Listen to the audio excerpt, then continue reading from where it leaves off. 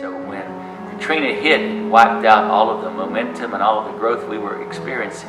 In fact, over 50% of our people were displaced to other cities and states as a result of Katrina, permanently displaced to other cities and states. And then also, all of our people who were left behind, they had to really work hard over the next couple of years rebuilding their homes, rebuilding their lives, and rebuilding their communities.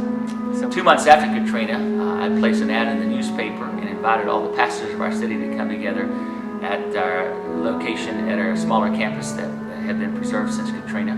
And many pastors had not returned to the city. Their homes had been destroyed. Their churches had been destroyed. But that day, 120 pastors showed up to see what we could perhaps do together for the cause of Christ and for the good of our city.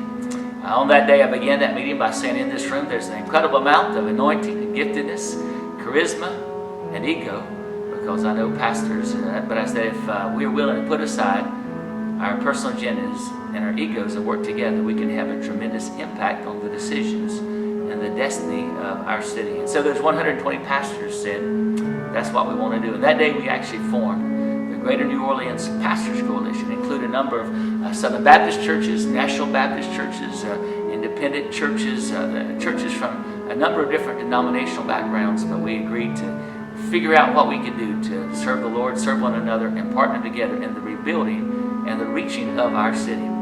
From that time, we began to meet on a regular basis. We began to have regular training conferences for the pastors and associate pastors and leaders of our city. We began to have an annual retreat for pastors where we would come together across denominational lines and racial lines to learn together, grow together, pray together, worship together.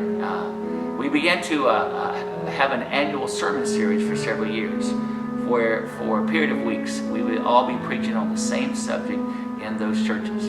We also got involved in prayer walking together through some of the most difficult areas of our city. We would find the most difficult area where the crime was the worst, the murders, etc.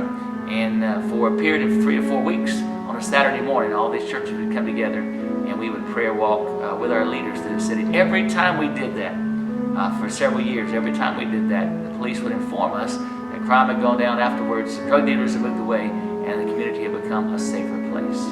Many other ways that we work together as pastors to really encourage one another. We actually still pray together once a month.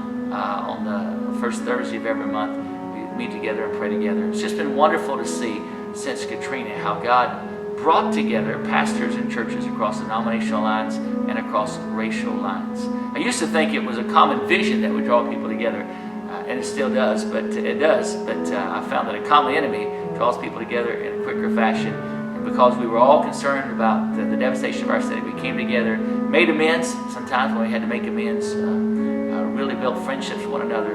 And because of that, the church in New Orleans today is more united, more together than it's ever been in the history of our city.